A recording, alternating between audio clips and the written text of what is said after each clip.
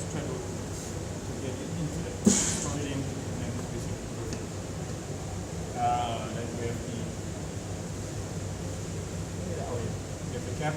So this one you just screw on, hand tight. That's all.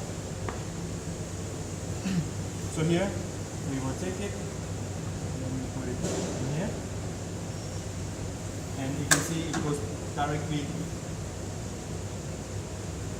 in the groove here, and then we have to fit it through this small little hole. There's a small centering portion like that guides it to the next wheel. Everybody can see that? Yes. Yeah, yeah. There's a small little hole that we have to fit it in. Yep. Yeah, here. And we open up the second one, and we're guiding this one in here. And then we have the red one, which is going into the torch. And then basically, yeah, we can close it. And then basically here we have this function. We can already, if the machine is turned on, of course, we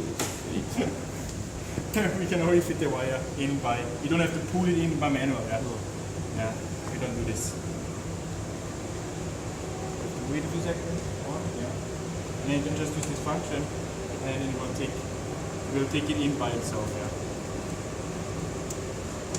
That leads us to the next part. Yeah. Which is this funny looking banana. Yeah. Yeah. So just unpack this quickly. And so we have a window here as well. So basically, what is this? This is actually linked to this one to this motor, and this motor will synchronize the function. Yeah. So what basically does it do? You can see here, this whole thing is flexible. See.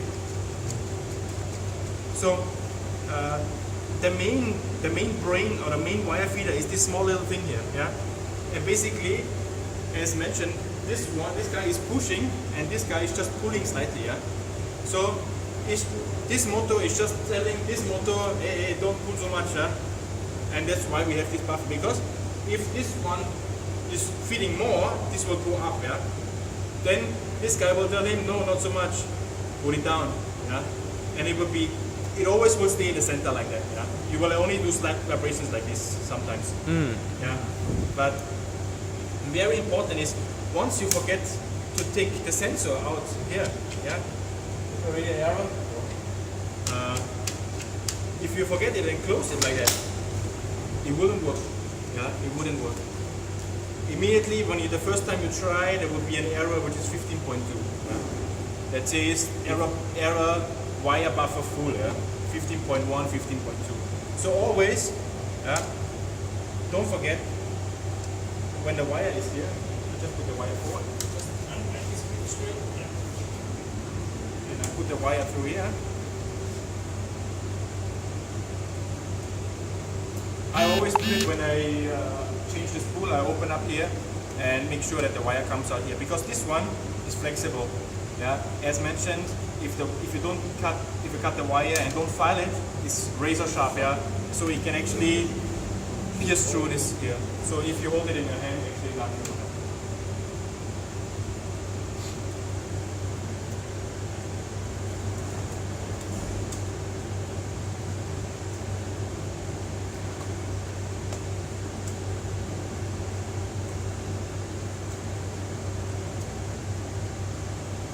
Now it's coming.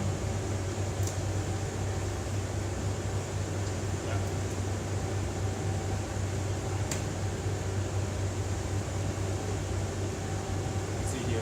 And then I always, because this is free, you just click it in here, and then you click it in like that, and then close it,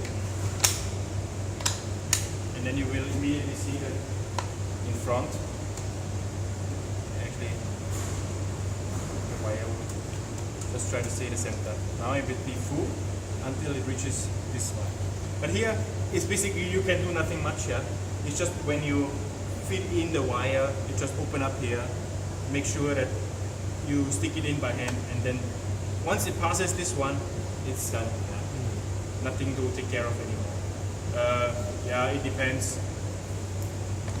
If you want to keep the leather cover, yeah, or if Cover you want of the also to banana. hang it somewhere, from the top. Yeah, we have some customers, they basically hang it somewhere so it's easier for the welder to. They don't put it on the floor. You can also put it on the floor.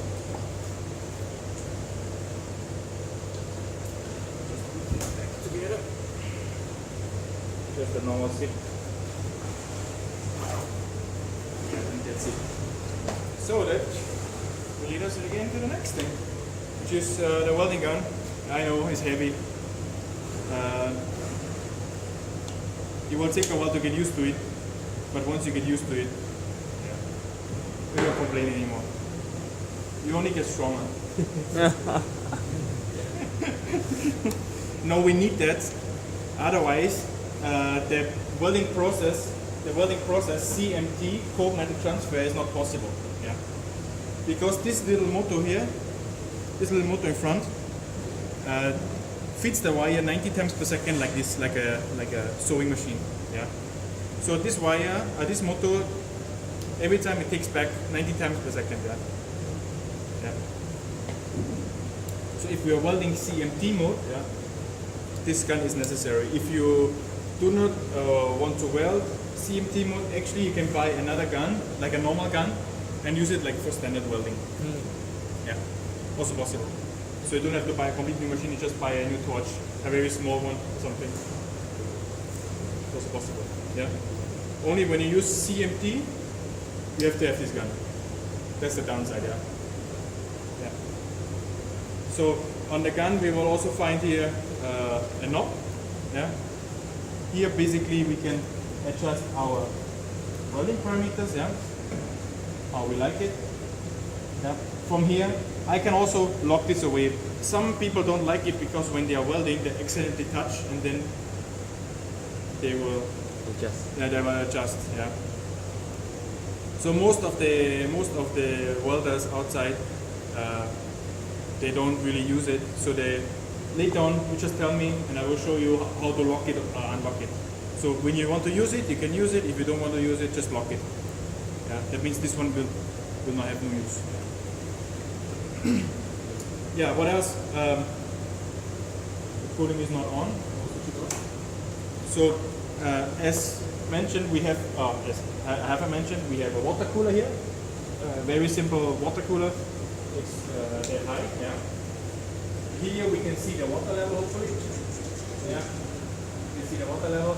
So when it's minimum, please top it up. Once it's approximately 1 thumb below here, it will automatically cut off and tell you no H2O, and then you'll not be able to weld it anymore. Yeah. So that's some safety backup anyway. So it will tell you, okay, here, please top up the water, and here the machine doesn't weld anymore. Yeah. Okay. And the water basically is not the welding machine is not cooled by water. It's just here. Then we pump the water towards the wire feeder here inside the torch until here, so that the welder always have a cold gun. Yeah. So cannot complain. Hot. No, kidding. And here basically is a detachable torch. Yeah. So for the future, you can order like different lengths. If you want to have a straight gun, if you want to have more angle, you can all order that. And also, if it's like flexible, I can do it also.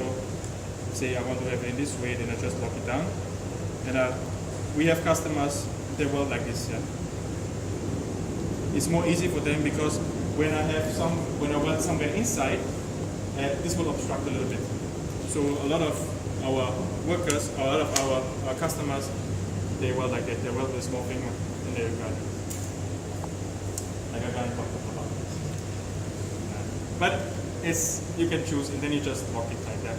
It's just that, don't forget, there's water currently running. If the machine is on, there's water circulating. If you open up too much, you get wet. Yeah. Yeah.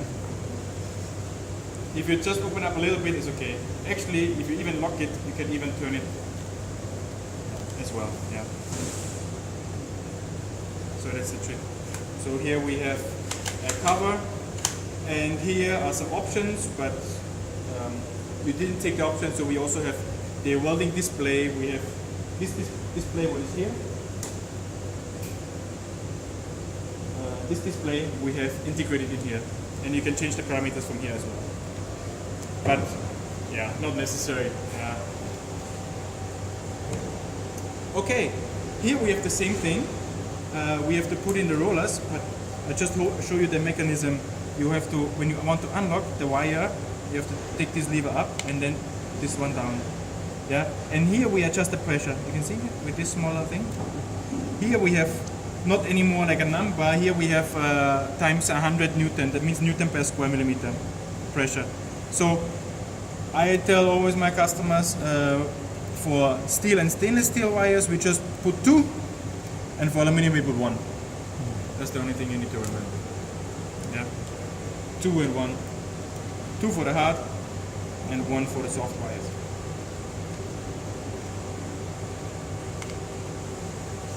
But here also we have to put in the rollers, and that's what we're gonna do now. So we come to the other set of rollers. The other set of rollers basically are these rollers, these configurations. This is for the small motor. And there's also a number on it.